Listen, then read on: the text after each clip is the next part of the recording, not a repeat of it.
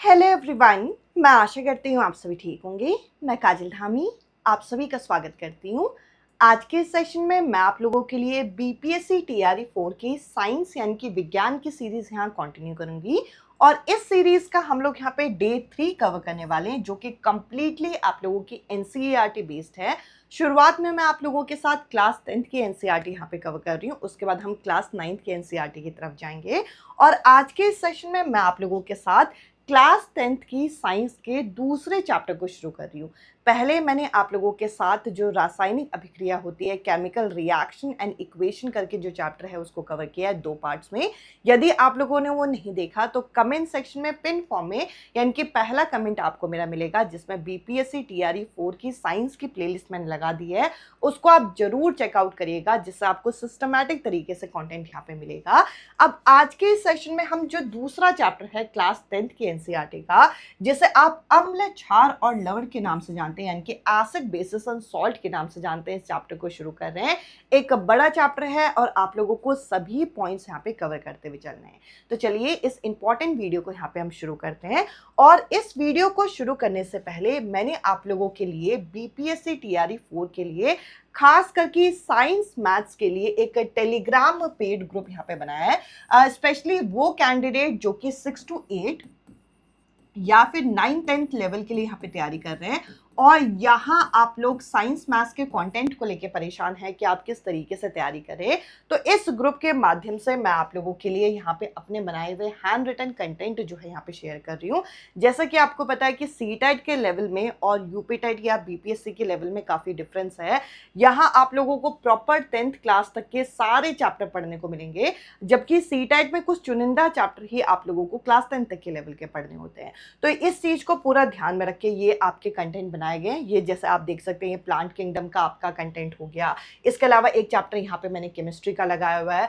इस ग्रुप के माध्यम से मैं आप लोगों के साथ अपने हैंड रिटन कंटेंट आप लोगों के साथ शेयर करूंगी। टिल एग्जाम आप लोग इस ग्रुप के साथ यहाँ पे जुड़े रह सकते हैं। साथ ही आप लोगों की जो वाईटी क्लासेस की पीडीएफ है वह आपको मिलेंगी और जो आपके प्रीवियस ईयर पेपर है ये सभी चीजें आपको इस ग्रुप के माध्यम से यहाँ पे अवेलेबल होंगी। और इस ग्रुप में साइंस मैथ्स का कंटेंट आएगा जिसका कॉस्ट मैंने रखा है यहाँ पे 199 यानी कि 200 रुपए से भी कम कॉस्ट में आपको इस ग्रुप में एक्सेस मिल जाएगा और एक सिंगल टाइम पेमेंट करके आप इस ग्रुप में यहाँ पे जुड़े रह सकते हैं। फायदा ये है कि आप लोगों को कंटेंट के लिए जो परेशानी होती है या आप वर्किंग है, हाउसवाइफ है, नोट्स नहीं बना पा रहे, तो आप लोगों को सारा कंटेंट एक साथ यहाँ पे मिल जाएगा। वो भी मैं आप लोगों के साथ चैप्टर वाइज शेयर कर रही हूँ ताकि आप एक एक टॉपिक को अच्छे से प्रिपेयर कर पाए। अब चलिए आज का इंपॉर्टेंट सेशन या फिर आप कह लीजिए न्यू चैप्टर यहाँ पे मैं शुरू कर रही हूँ। सबसे पहले तो देखिए आज के सेशन में हम एसिड और बेस के बारे में ही समझेंगे। यहाँ पे हम अम्ल, क्षारक और इसके अलावा जो हमारे सूचक होते हैं, इंडिकेटर होते हैं, उनको देखेंगे।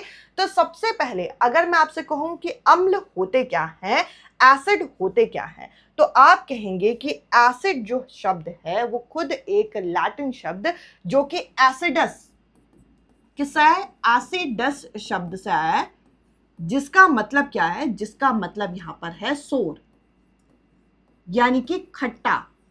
जिस भी चीजों में खट्टा स्वाद आता है उन चीजों में क्या होगा, उन चीजों में आपका एसिड होगा। और क्या हम इसी तरीके से एसिड को डिफाइन कर सकते हैं, तो आप कहेंगे नहीं, हम हर एसिड को, हर अम्ल को हम चख कर नहीं देख सकते। तो इसके लिए आपको केमिकली भी समझना होगा।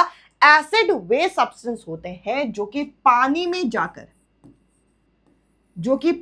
जाकर क्या करते हैं, पानी में जाकर आपका H+ आयन यहां पर रिलीज करते हैं। तो बेसिकली अगर आपका कोई एसिड है जैसे कि HCl एक एसिड है, जब ये पानी में जाएगा तो क्या होगा, पानी में जाएगा तो यहाँ पे H3O+ और Cl- यहाँ पे बनेगा।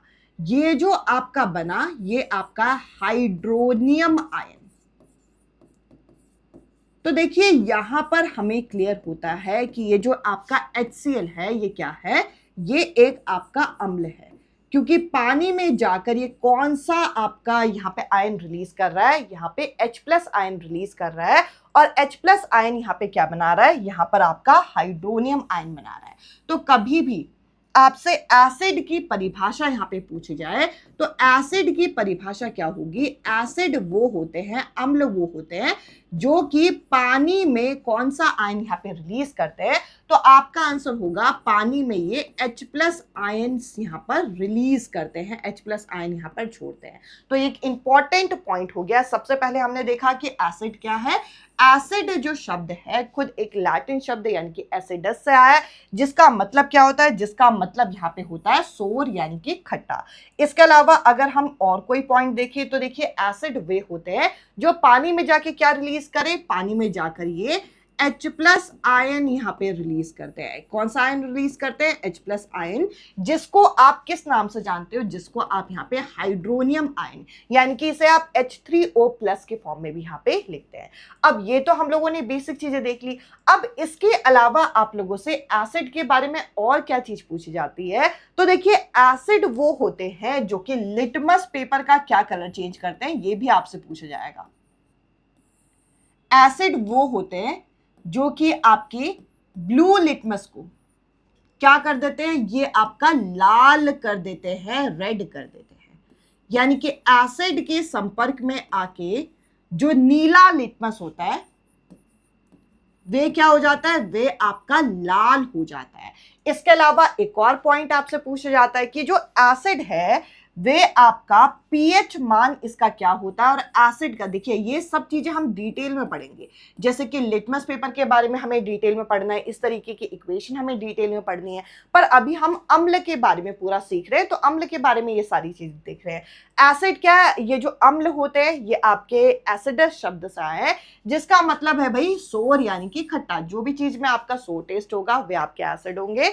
यहां पर मैंने इसकी इक्वेशन यहाँ पे बना दी। इसके अलावा अगर हम देखें तो पीएच का अगर हम देखें तो जो अम्ल होता है इनका पीएच जो होता है ये कितना होता है? ये 7 से कम होता है।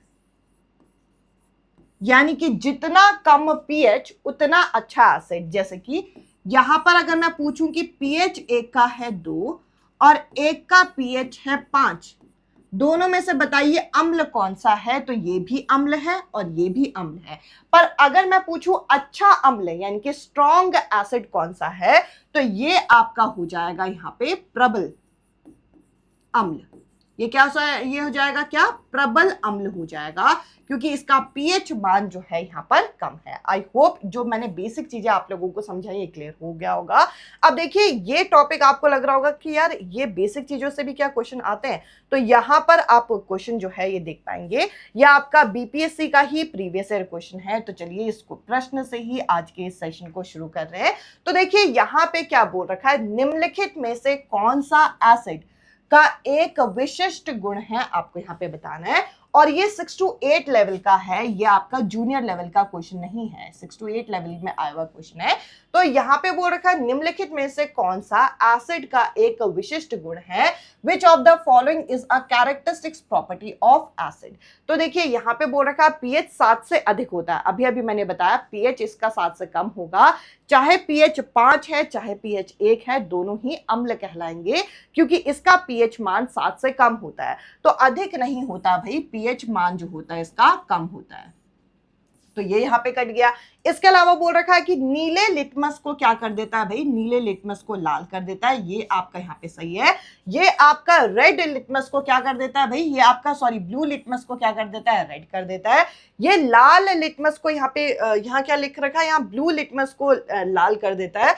इसके अलावा अगला लिख रखा है कि रेड लिटमस को ब्लू कर देता है, यानी कि लाल लिटमस को नीला नहीं करता, ये बेस करता है। ये वाला लाल लिटमस को नीला जो है ये कौन करता है? ये बेस करता है। और एसिड अम्ल क्या करता है? ये नीले लिटमस को लाल करता है। ये वाला पॉइंट सही है। तो सी पॉइंट भी गलत हो गया। उपयुक्त में से एक से अधिक, ऐसा तो नहीं है सिर्फ एक ही यहाँ पे सही है, तो ये भी नहीं होगा। और उपयुक्त में कोई नहीं, ये भी यहाँ पे गलत है। तो इस क्वेश्चन का क्या करेक्ट आंसर आ गया? इस क्वेश्चन का करेक्ट आंसर होगा कि यहाँ पर एसिड जो अम्ल है इसके विशिष्ट गुण कौन सा है कि नीले लिटमस को क्या कर देता है? लाल कर देता है। मैं उम्मीद करूंगी यहां तक आपको क्लियर हो गया होगा। अब देखिए क्योंकि आप अम्ल के बारे में पढ़ रहे हैं तो आपको कुछ ऐसे अम्ल भी पता होने चाहिए जो कि आपको क्लास 10th की एनसीईआरटी में दे रखे हैं, या आपको क्लास 10th की एनसीईआरटी का कटिंग यहाँ पे मिल जाएगा, जिसके अंदर अलग अलग अम्ल और अलग अलग आपको यहाँ पे जो प्राकृतिक स्रोत है इनके यहाँ पे बताए गए, जैसे कि सिरका। सिरके में कौन सा एसिड होता है? सिरके में एसिटिक अम्ल होता है, एसिटिक एसिड होता है। इसके अलावा संतरा जो आपका ऑरेंज होता है, इसमें कौन सा एसिड होता है? इसमें सिट्रिक अम्ल, सिट्रिक एसिड होता है। इसके अलावा इमली में अगर हम देखें तो इमली में होता है आपका टार्ट्रिक अम्ल। साथ ही टमाटो में अगर हम देखें तो इसके अंदर होता है ऑक्सैलिक अम्ल यानी कि ऑक्सैलिक एसिड। इसके अलावा खट्टा दूध जिसे आप दही बोलते हैं, इसमें होता है आपका लैक्टिक अम्ल। साथ ही नींबू जो होता है इसमें होता है आपका सिट्रिक अम्ल। साथ ही जो चींटी का डंक हो गया या फिर आपका निटल का डंक हो गया, इन दोनों में ही क्या होगा? देखिए, निटल के जो डंक होते हैं ये एक तरीके की पत्ती है और चींटी तो आपको पता है ही। तो ये बेसिकली इन दोनों में क्या होगा? इन दोनों में ही मेथनोइक एसिड होता है जिसे हम यहाँ पे फॉर्मिक अम्ल भी बोलते हैं, फॉर्मिक एसिड भी बोलते हैं। तो ये टेबल आप लोगों को यहाँ पे याद होने चाहिए, खास करके एसिड के बारे में हमें बता रखा है। अब क्योंकि आपने एसिड के बारे में, अम्ल के बारे में ये टेबल देख ही लिया है, तो इस टेबल से रिलेटेड क्वेश्चन कैसा आएगा जरा यहाँ पे हम देखते हैं, और इससे आपको ये चीज क्लियर होगी कि आपके पेपर में चीजों को किस तरीके से पूछा जा रहा है। तो देखिए, यहाँ पर आपका प्रीवियस ईयर क्वेश्चन है जिसके अंदर क्या बोल रखा है? इसके अंदर बोल रखा है कि टमाटर में कौन सा अम्ल पाया जाता है, आपको ये बताना है। तो स्ट्रेट फॉरवर्ड क्वेश्चन है भाई, ऐसे क्वेश्चन आपको आने चाहिए। यहाँ पे बोल रखा है लैक्टिक एसिड। लैक्टिक एसिड जो है कर्ड यानी कि दही में मिलेगा। सिट्रिक एसिड जो होगा वो आपका सिट्रस फ्रूट जैसे कि ऑरेंज में मिलेगा, यानी कि संतरे में। तो यहां पे आपका सही आंसर क्या हो जाएगा? आपका सही आंसर हो जाएगा ऑक्सैलिक अम्ल। ये होता है आपका किसमें? ये होता है आपका टमाटर में। तो यहां पे आप लोगों का बी जो ऑप्शन है ये करेक्ट आंसर है। बाकी more than one of the above यानी कि उपयुक्त में एक से अधिक या उपयुक्त में कोई नहीं, ये आपका करेक्ट आंसर नहीं होगा। तो आपको इस टेबल को अच्छी तरीके से याद करना है। आपके पेपर में सीधा सीधा ये टेबल जो है आप लोगों के एग्जामिनर पूछ लेते हैं। जैसे कि एक और क्वेश्चन आप यहाँ पे देख पाएंगे, ये भी आपका प्रीवियस ईयर क्वेश्चन है जिसके अंदर क्या बोल रखा है कि इमली में कौन सा अम्ल है, ये पूछ रखा है, यानी कि which acid is present in tamarind. अब देखिए, यहाँ पे इमली के बारे में हमें पूछ रखा है। मिथेनोइक एसिड जो होता है वह आपका अभी हमने देखा निटिल स्टिंग में होता है, एंट के स्ट्रिंग में होता है, यानी कि इनके डंक में होता है। तो ये तो यहाँ पे होगा नहीं। इसके अलावा लैक्टिक एसिड अभी अभी हमने देखा दही में होता है, यानी कि खट्टे दूध में। तो यहाँ पे करेक्ट आंसर क्या हो जाएगा? टार्ट्रिक अम्ल, टार्ट्रिक एसिड जो है ये आपको यहाँ पे किस में मिलेगा? ये आपको इमली में मिलेगा। तो इस तरीके के क्वेश्चन आ गए तो आप सोचिएगा कि आपके फ्री के मार्क्स है पेपर में। अब चलिए हम यहाँ पे आगे बढ़ते हैं। अभी मैंने आप लोगों के साथ एसिड के बारे में डिस्कस किया। अब क्योंकि हमने एसिड के बारे में देख लिया है तो हमें बेस के बारे में, क्षारक के बारे में भी पता होना चाहिए। अगर मैं आपके साथ क्षारक के बारे में डिस्कस करूं तो ये जो क्षारक होते हैं ये क्या होते हैं? ऐसे आपके सब्सटेंस, ऐसे आपके पदार्थ जिनका स्वाद कैसा होता है भाई? जिनका स्वाद होता है यहां पर बिटर, यानी कि कैसा? कड़वा। और अगर आप इन्हें टच करते हो तो इनका टच कैसा होता है? यहां पे सोपी, यानी कि साबुन की तरह स्लिपरी होता है। अब अगर हम यहां पे देखें एसिड की तरह कि ये कौन सा आयन यहां पे रिलीज करते हैं, तो ये आपका OH माइनस आयन यहां पे रिलीज करते हैं।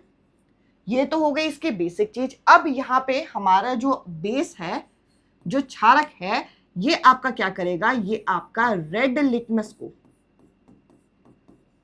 लाल लिटमस को क्या कर देता है भाई? ये लाल लिटमस को नीला कर देता है, यानी कि ये आपका ब्लू कर देगा।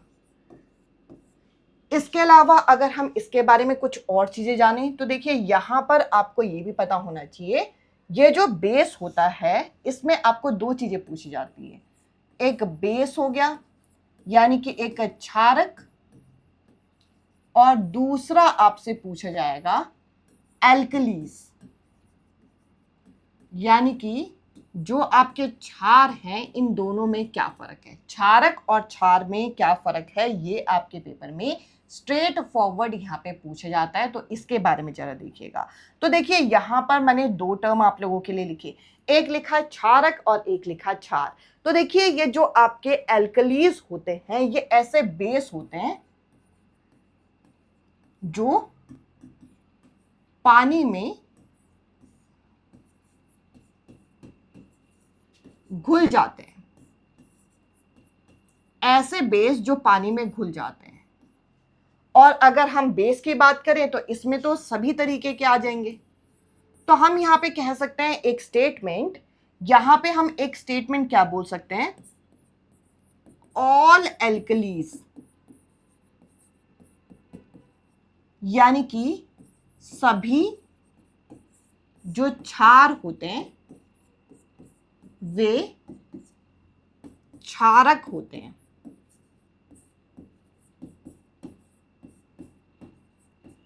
परंतु सभी क्षारक क्षार नहीं होते। ये आपको आपके एग्जाम में इंपॉर्टेंट है, या आपके पेपर में यहां पर काम आ सकती है। तो ये आपको बेसिक पता होना चाहिए कि सभी क्षार यानी कि सभी एल्कलीज जो हैं ये आपके यहाँ पर क्या हो सकते हैं, क्षारक हो सकते हैं, पर सभी क्षारक जो हैं वो आपके क्षार नहीं होंगे।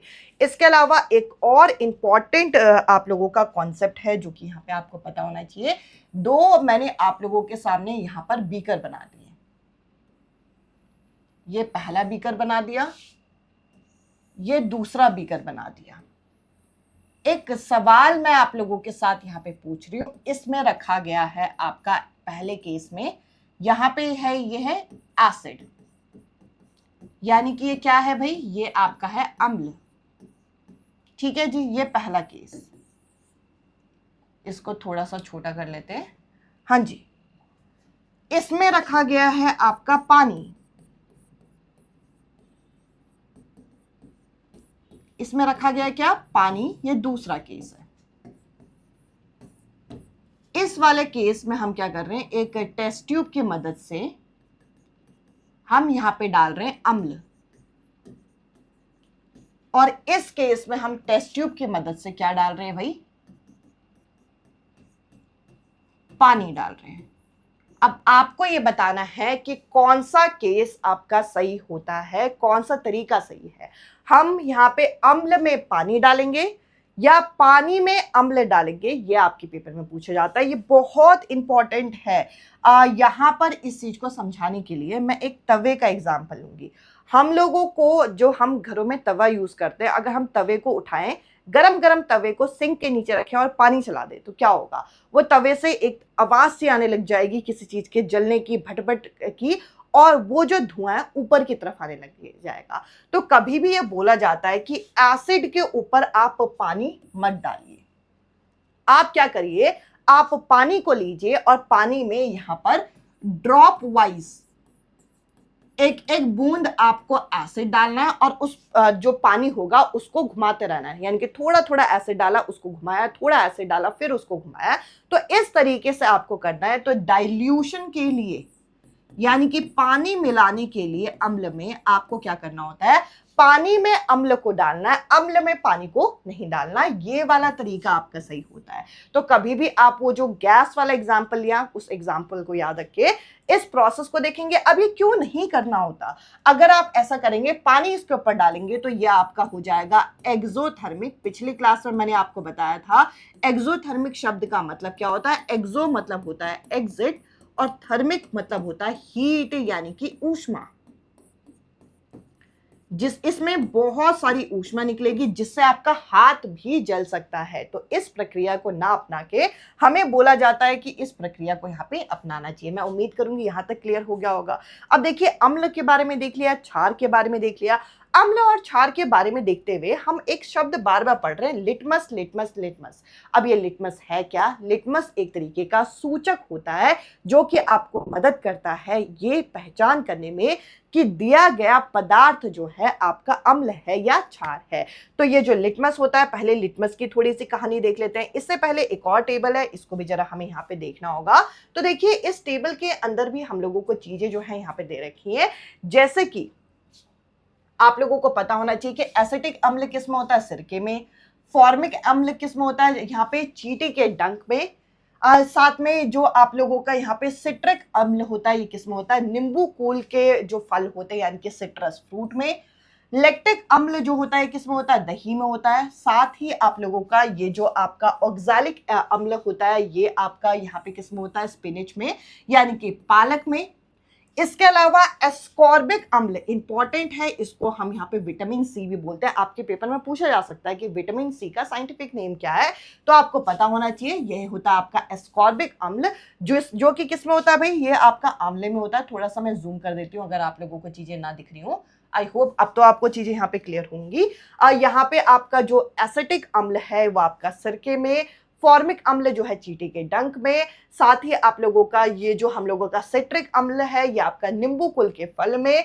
इसके अलावा लैक्टिक अम्ल दही में, ऑक्सैलिक जो है आपका पालक में, और एस्कॉर्बिक अम्ल जो है ये आपका विटामिन सी में यानी कि आंवला या फिर आप कह लीजिए सिट्रस फल में। और साथ ही टार्ट्रिक अम्ल जो है आपका इमली, इसके अलावा अंगूर, कच्चे आम, इनमें होता है। ये आपको क्लास 7th की एनसीईआरटी में मिल जाएगा। देखिए आपको क्लास 10 तक की एनसीईआरटी की सारी चीजें पढ़नी है, इसलिए मैंने आप लोगों के लिए सारी चीजें यहाँ पे लगाई हुई है। इसके अलावा अगर हम बेस के बारे में देखें तो देखिए बेस में हमें पता होना चाहिए कैल्शियम हाइड्रोक्साइड जो है, कैल्शियम हाइड्रोक्साइड जिसका फॉर्मूला होता है CaOH का होल ट्वाइस, ये किस में होता है? इसे आप चूने का पानी यहाँ पे बोलते हैं। इसके अलावा अगर हम यहाँ पे जो अमोनियम हाइड्रोक्साइड है इसको देखें, ये जो अमोनियम हाइड्रोक्साइड है ये कहाँ काम आता है? ये आपके खिड़की के जो कांच होते हैं इनकी साफ सफाई में यहाँ पे काम आता है, यानी कि विंडो क्लीनर में काम आता है। इसके अलावा सोडियम हाइड्रोक्साइड या पोटेशियम हाइड्रोक्साइड जो होता है ये आपका कहाँ यूज होता है? ये आपका सोप यानी कि किस में यूज होता है? ये साबुन में इस्तेमाल होता है। साथ ही जो आपका मैग्नीशियम हाइड्रोक्साइड है इंपॉर्टेंट है, MgOH का होल ट्वाइस, जो कि आपका यहाँ पे दूधिया मैग्नीशियम यानी कि यह आपका मिल्क ऑफ मैग्नीशिया कहलाया जाता है, जिसको आप यहाँ पे एक एंट एसिड के फॉर्म में आप यूज करते हैं जब कभी भी आपके शरीर में क्या हो जाए? इनडाइजेशन हो जाए, यानी कि खाना जब पचे ना, तो उस केस में हम इसका यहाँ पे प्रयोग करते हैं। ये भी आपके पेपर में यहाँ पे पूछा जा सकता है। तो देखिए क्वेश्चन मैं आप लोगों को यहाँ पे दिखा रही हूँ। यहाँ पे क्या बोल रखा है इस क्वेश्चन में आप यहाँ पे देख पाएंगे। इस प्रश्न में बोल रखा है, इसको जरा हम यहाँ पे जूम इन कर देते हैं ताकि आपको चीजें दिखे। यहाँ पे क्या बोल रखा है? The sting of a filament of needle leaf got excessive pain. अब देखिए ये तो दूसरा है, यहाँ पे बोल रखा है कि हम लोगों को जो निटल लीफ होती है, निटल की जो पत्तियां होती हैं, उससे एक्सेसिव पेन और इरिटेशन होता है। वो पेन इरिटेशन क्यों होता होगा, यहाँ पे हम लोगों को पूछ रखा है। ये क्वेश्चन दो चीजें मिक्स नहीं लग रही आपको? This pain relief by the injection, sorry injection यहाँ पे वर्ड जो है वो दे रखा है। यहाँ क्या बोल रखा है कि अगर आप देखें तो जो निटल का पत्ता होता है इससे आपको एक चुभन जैसी होती है अगर आप उसे छूते हैं, तो क्या चीज खाकर आपको ये पेन जो है वो ठीक होगा? निटल के लीफ में होता है क्या? Formic acid. फॉर्मिक एसिड यहाँ पे होता है जिसकी वजह से आपको यहाँ पर पेन जो है हो रहा होता है।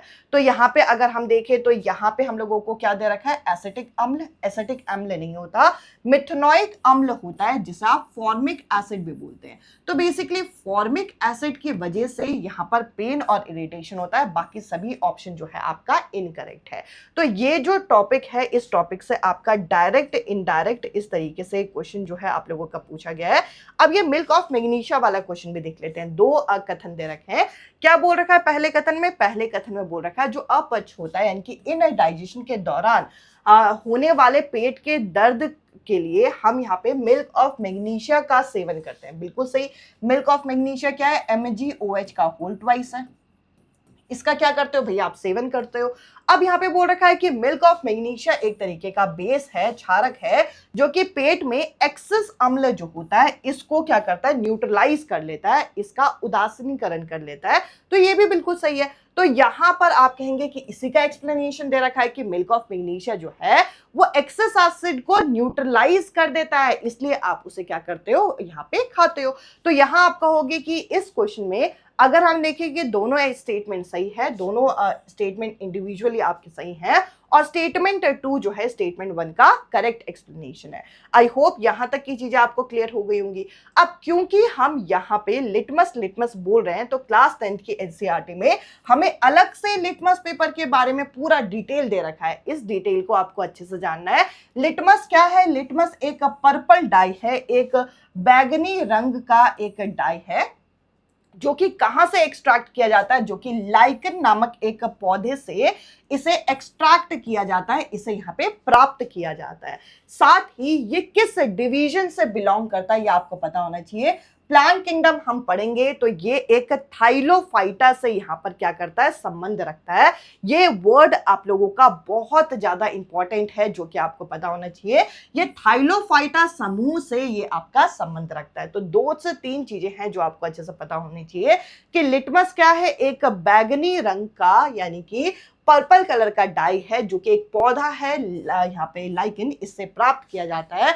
और ये आपसे पूछा जा सकता है कि ये प्लांट किंगडम की कौन सी कैटेगरी से आता है, तो ये थाइलोफाइटा समूह से यहाँ पे आता है। बाकी तो उसके बारे में यहाँ पे बता रखा है कि यदि यहाँ पे कोई सब्सटेंस ना एसिडिक होगा ना बेस होगा, तो जो आपका लिटमस पेपर है वो आपका पर्पल कलर का ही रहेगा। और इसी तरीके से कई सारे और सूचक भी हैं, जैसे कि आप यहाँ पे देख ले, हल्दी हो गया, टर्मरिक हो गया, इसके अलावा जो गोभी के पत्ते हैं ये भी आप यहाँ पे सूचक की तरह प्रयोग कर सकते हैं। ये सारी चीजें बता रखी हैं। बाकी जो इंपॉर्टेंट है वे आप लोगों का मैंने यहाँ पर आप लोगों के सर्कल कर दिया। अब क्योंकि हम सूचक की बात कर रहे हैं तो एक एक सूचक हमें पता होना चाहिए।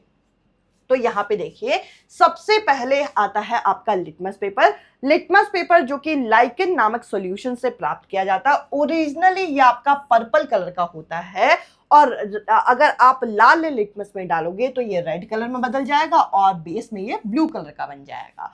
इसके अलावा अगर हम फिनोप्थलीन की बात करें तो फिनोप्थलीन जो है एक सिंथेटिक यानी कि एक मानव निर्मित यहाँ पे इंडिकेटर है, सूचक है, जो कि यहाँ पे ओरिजिनली कलरलेस रहता है, यानी कि ये पानी की तरह दिखता है। एसिड में, अम्ल में भी ये आपका कलरलेस रहेगा, और अगर हम बेस में देखें तो ये पिंक या फिर मजेंडा कलर में बन जाता है। ये इंपॉर्टेंट है। इसके अलावा अगर हम मिथाइल ऑरेंज को देखें तो ये भी एक आपका सिंथेटिक इंडिकेटर है, जो कि असल में ये ऑरेंज कलर का, मिथाइल ऑरेंज, ऑरेंज ऐसे याद रखेंगे। एसिड में ये लाल रंग का हो जाता है, बेस में ये आपका येलो रंग का यानी कि पीले रंग का हो जाता है। टर्मरिक की बात करें, हल्दी जो है एक प्राकृतिक सूचक है, और यहाँ पे इसका खुद का रंग कैसा होता है, इसका खुद का रंग होता है यहाँ पर पीला। और एसिड में, अम्ल में भी ये कैसा रहता है भाई, अम्ल में भी ये आपका पीला ही रहता है, इसका कलर चेंज नहीं होता। बेस में ये आपका रेडिश ब्राउन कलर का यहाँ पर हो जाता है। इसके अलावा रेड कैबेज की बात करें तो रेड कैबेज जूस से एक्सट्रैक्ट किया जाता है, जो कि पर्पल कलर का असल में होता है। एसिड में ये आपका रेड कलर, बेस में ये ग्रीन येलो, इस तरीके का कॉम्बिनेशन में यहाँ पे रहता है। तो चलिए इसको जरा हम देखते हैं, इसको जरा हम आगे यहां पे देखेंगे। हाँ जी, अगर हम इसमें देखें तो आगे हमें बता रखा है चाइना रोज के बारे में। चाइना रोज जो है आपका असल में डार्क पिंक कलर का होता है, और एसिड में लाइट पिंक, और बेस में आपका ग्रीन कलर में यहाँ पे बदल जाता है। अब ये जो आपका इंडिकेटर का, सूचक का ये पूरा आपका टेबल है, इस टेबल को आपसे आपके एग्जामिनर किस तरीके से यहाँ पे पूछ सकते हैं, इसको भी जरा हम यहाँ पे समझाने के लिए एक क्वेश्चन लेके आए। इस क्वेश्चन को जरा अच्छे से समझिएगा। यहाँ पे क्या बोल रखा है कि 4 अलग अलग आपके पास सैंपल है, ए बी सी डी, जिसको आप टेस्ट कर रहे हैं किसके साथ, एक टर्मरिक के साथ यानी कि एक हल्दी के साथ, और एक फिनोप्थलीन के साथ। सबसे पहले तो जो क्वेश्चन में बोला जाए आपको वो चीज समझ में आनी चाहिए, यानी कि यहाँ पर किस किस की बात की जा रही है। यहाँ पर आपको हल्दी की बात की जा रही है। तो हल्दी का रंग अगर मैं देखूं, एसिड में नो चेंज, एसिड में, अम्ल में इसका कलर चेंज नहीं होता, ये आपको पता होना चाहिए। और अगर मैं फिनोप्थलीन की बात करूं, एसिड में ये कलरलेस होता है। हम बेस की भी बात अभी करेंगे। एसिड में, अम्ल में जो ये आपका हल्दी है, ये आपका नो चेंज यानी कि पीले का पीला रहेगा और बेस आपका कलरलेस हो जाएगा। बस इसी इंफॉर्मेशन को जरा यूज कर लीजिए। यहां पे क्या बोल रखा है, ABCD 4 आपके टेस्ट ट्यूब है। ए जो है आपका रेडिश ब्राउन का बन गया अगर उसमें टर्मरिक डाला गया, हल्दी डालने पे यहां पे लाल भूरा रंग का जब ये बनता है तो ये आपका बेस होगा। क्योंकि एसिड होता तो ये आपका कोई कलर चेंज ही नहीं करता, ये हमने देखा। अब आगे, turn pink on adding phenolphthalein, phenolphthalein डालने पर ये गुलाबी रंग का हो गया। अगर फिनोप्थलीन डालने पर कलरलेस ही रहता तो वो आपका एसिड होता, पर ये पिंक बन गया, ये आपका गुलाबी बन गया, तो ये भी आपका क्या है, बेस है। ए आपका बेस है और बी आपका बेस है, तो ये ऑप्शन कट गया क्योंकि ए और बी को एसिड बोला गया है। यहां पर ए को अम्ल बोला गया तो ये भी यहां पे कट गया, ए को यहां पे अम्ल बोला गया, ये भी यहां पे कट गया। सिर्फ आपने दो ऑप्शन को करा, आप अपने करेक्ट आंसर पे पहुंच गए कि ए और बी क्या है, अम्ल है। बाकी इनको भी जरा देख लीजिए। Turn yellow on adding turmeric, यानी कि टर्मरिक जो हल्दी पीले रंग की होती है वह पीली रंग की है। हल्दी खुद का रंग कैसा होता है, हल्दी का खुद का रंग पीला होता है, और यहां पे पीले रंग की हल्दी डालने पे भी वो पीला रहा, यानी कि वो क्या है, ये आपका है एसिड। यानी कि ये क्या है भाई, ये आपका है अम्ल। और अगर हम यहां पे देखें कि कलरलेस रहा, कलरलेस एसिड में रहता है फिनोप्थलीन, तो ये आपका है एसिड। तो ए और बी क्या है, ए और बी है आपका यहां पर, यहां क्या, ये है आपका क्षारक, और सी और डी क्या है, ये है आपका अम्ल। तो इस तरीके से हमारा फोर्थ जो ऑप्शन है इस क्वेश्चन का करेक्ट आंसर है। मैं उम्मीद करूंगी कि आज का ये जो सेशन मैंने अभी यहाँ पे डिस्कस किया ये आपको क्लियर हुआ होगा। अभी हमने एसिड के बारे में देखा, बेस के बारे में देखा और सूचक को समझ लिया। अच्छी तरीके से आपको चैप्टर को करना है। हम पूरी तरीके से कोशिश करें कि आप लोगों के कंटेंट को अच्छी तरीके से यहाँ पे प्रिपेयर करें ताकि आप लोगों को चीजें अच्छे से समझ में आए। बाकी जो भी कैंडिडेट यहाँ पे हमारे साथ टेलीग्राम पेड ग्रुप में जुड़ना चाहते हैं, दिए गए नंबर पे आप मैसेज कर सकते हैं। कंप्लीट डेमो और डिटेल आपको यहाँ पे मिल जाएगा। अब चलिए आज के सेशन को मैं यहीं पे वाइंड अप करती हूँ। अब मैं आपसे मिलूंगी अगले सेशन में अगले टॉपिक के साथ। Bye bye, take care.